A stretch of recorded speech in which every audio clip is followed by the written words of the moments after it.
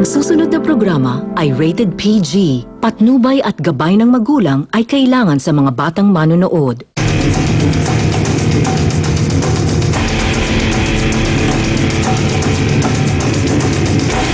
Piskal sa Makati huli sa pangungutong sa driver na biniktima niya. Hindi lang siyang humingin tulong. Wala. Mga clubhouse ng isang subdivision, iligal na inukupa sa pamumuno raw ng isang retired colonel. Caught in the act ang pagsalakay ng otoridad para silang mapalayas. We are not criminals. Yes, sir. Hindi naman ho kayo. Pero dadalhan nyo ako ng SWAT dito. Ano kami? Dadalhan nyo kami ng naka-full battle gear, naka-long arm? Tapos makita ko ang DRO. Ora mismo, tatalikod ako at magsosorry pa ako sa inyo. Yung most... Sir, eto na oh. Wala na ako magagawa. Isang pulis nagtangkang kahasay ng isang dalagita at namanlaban, pinukpok na ng baril at pinaputukan sa paa. Live natin siyang tutulungan. Kaligtasan at kabuhayan ng sinimulang proyekto ng isang lalaking ating sasaluduhan.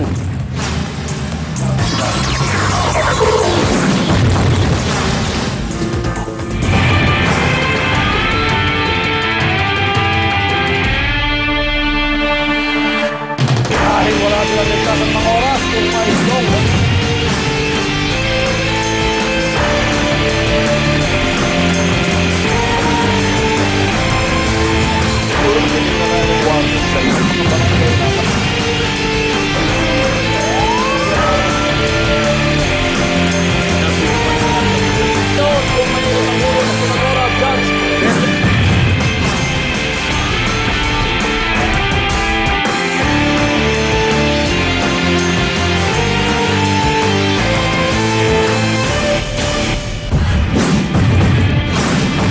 Magandang hapon mga kapatid! Nag-kiss and make up na ang Corona at Basa family sa loob ng Senado. Sana'y matuto na rin humingi ng tawad at tuluyang magbago ang mga durobot abusado. Dahil dito sa T3, hindi kiss kundi bigwas ang matitikman nila kapag patuloy sa katiwalaan. Kaya, tara na! Bakbaka na! Piskal sa Makati, huli sa kotong na tumatanggap at Mark Money po mismo natanggap niya mula sa driver na kanyang kinukutongan. Na itong aming maaksyong ambush. Isang tsuper ang lumapit sa T3 para isumbong ang umunay pangungutong sa kanya ng isang piskal sa Makati na kinikilalang si Piskal Rocky Capurong. Sumbong niya, siya na nga ang biktima ng pambubogbog ng isang bus driver, kaya siya nagsampa ng kaso. Siya pa ang hinihingian at kinukutungan ni Piskal para daw mapadali ang resolusyon sa kaso. Parang ako pang agrabyado, hinihingian ako ng 10,000 pesos para sa aking kaso. Kasama intelligence group ng PNP at bit-bit ang isang surveillance camera, sinamahan namin si Gary kay Piskal sa loob mismo ng Makati City Hall. Dito, huling-huli si Piskal kung gaano ito kagarapal manghingi ng pera sa pobreng biktima. Okay lang mo. Ay, bukas po. Okay. Sigurado ka ba? Yes, sir. Hanggang doon lang po ako sa 5,000. Sige. Huling-huli rin sa aming kamera ang pagiging sigurista ni Piskal. Dito yung bukas yan. Wala pong camera. Kahit may kamera, wala nung problema. Tingnan ko lang. Pag wala naman rin ginagawa. Wala. Hindi po po pwede yung pagkatapos na lang ng kaso. Ay, hindi po walang ganun. Ay. Hindi lang gusto ko naman makasipan din. Yung lugi, hindi ka na makita. At dahil nagpanggap ang biktima ng 1,000 lang ang kanyang dala, mukhang walang-wala talaga si Piskal. Kaya pinaiwan pa rin niya ito sa biktima. Yung 1,500 nga lang po inano niya eh. Kaya naninigaw. Okay lang mo mga kompleto.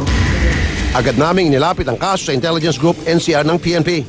Matapos mapanood ang video at kunin ng pahayag ang biktima, agad ikinasa ang entrapment operation. Hindi nyo kailangan ng rush upin nyo na, hindi nyo nga kailangan ng baril, matandaan. Basta lang. Mabilis na tumulak ang mga otoridad sa Makati City Hall. Huli na naman si Piskal sa aming surveillance camera. Una kang bahala dito lahat. Basta pag sinabi ko, ako, huwag mo nang anuhin kasi tinutulungan na kita. Po, salamat. Pahilang mo ng physical injuries o pahilang mo pa ng damages. Matapos ibigay ang mark money at ibigay ng biktimang hudyat, agad na sumalakay ang mga otoridad. Luha ka na. Okay na lang. Sir. Wala. Wala naman akong hinawakan. Hindi, wala ako. Tingnan niyo. Wala naman. Sige. Hindi, ayos na ninyo. Wala naman akong hinawakan. Naitago agad ni Piskal ang pera sa kanyang mga papeles. Pero nakita rin ito ng mga pulis. Arestado si Piskal Caponong. Nakasuot pa nga ito ng jacket na may tatak na Malacanang. Pero kahit huli na sa akto, tigas pa rin siya sa pagtatanggi. Hindi, siyang humingin tulong. Humingi na siyang tulong na ano, paano naman, bakit humingi? Siyang gusto magano. In fact, hindi ko nga hinawakan eh. Sir, Ano sabihin ko sa inyo? wala. Eh yung ngayon, ang kaling nakuha mo. Hindi ko nga alam kasi hindi ko naman hinawakan. Wala nga kung ano eh. Nilagay niya doon sa ano. Eh, wala akong hinawakan. Nagpositibo naman sa ultraviolet fluorescent powder ang suspect. Kaya mga pulis, desidido siyang kasuhan ng robbery, extortion at paglabag sa Anti-Graft and Corrupt Practices Act. Okay, nasa linya po nating telepono si Attorney Romeo Galvez, ang Head Department of Justice Action Center. Magandang hapon po, sir. Attorney Galvez. Ay, magandang hapon po sa inyong lahat at magandang hapon sa lahat ng inyong mga taga-subaybay. Okay, una-una, sir, gusto ko lang klaruhin na we're not singling out the mga piskal dito. Ano po, nagkataon po na may reklamo laban sa isang piskal, kaya po kami po naglatang ng entrapment operation. Ngayon po, ang katanungan ko sa inyo, attorney, ano po mangyari ngayon kay Piskal Caponong at ano pong gagawin ng DOJ? Gayon, kitang-kita naman po natin sa video na tumanggap siya ng mark money, nangutong po siya. Ngayon po, sinampa na siya ng kasong robbery extortion. Sa panig naman po ng DOJ, ano pong akbang o aksyon ang gagawin ninyo, sir? Well, ang ginawa po kanina, i-inquest po sana po siya kanina sa isang prosecutor po ng DOJ. Okay. Pero ang ginawa po ng DOJ, dahil meron po kaming memorandum of agreement with Ombudsman dated March 29, 2012 po. Okay. I-endorse po namin yung kaso ni Piskal sa Ombudsman po para siya na po ang mag-conduct ng investigation po tungkol sa kasong sinampalaban po sa kanya. Okay, next question.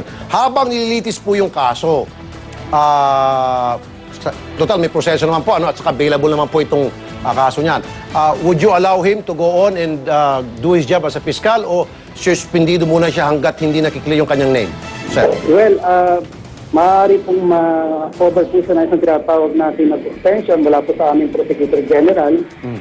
Siguro po, baka mga next week po, gumawa po ng aksyon ang Prosecutor General po ng Department of Justice. Okay, so ibig sabihin niyo, for the meantime, sir, kapag nag-action na yung sinasabi niyo po, Solicitor General, sir? Prosecutor General po. Okay. Claro, Hindi muna siya magtatrabaho bilang piskal. Steady muna siya, standby muna siya. Kumbaga, in short, suspended siya. Gagawin pong action po yan sa darating na Lunes po, ang ating Prosecutor General po. Okay.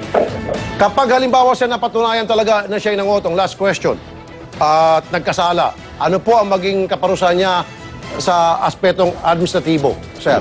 Well, alam niyo po sa Ombudsman, meron po tayo tinatawag na criminal liability saka administrative liability po. Okay. Sakali pong mapatunayan po ng Ombudsman na meron siyang administrative liability, yan po yung babalik po sa DOJ po yung administrative na aspeto. Okay. Yung criminal liability man po ay sa Ombudsman po.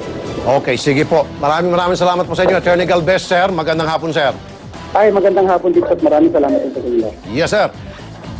Okay, isang retired colonel, illegal na sumakop ng isang clubhouse. Caught in the act na pinalayas ng sheriff. They are not criminals. Yes, sir. Hindi Oo. naman ho kayo. Pero dadalhan nyo ako ng SWAT dito. Ano kami? Dadalhan nyo kami ng naka-full battle gear, naka-long arm? Tapos makita ko ang TRO. Ora mismo, tatalikod ako at magsosorry pa ako sa inyo. Yung most...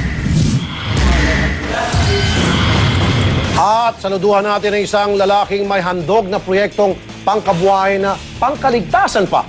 Lahat ng yan sa pagbabalik ng T3.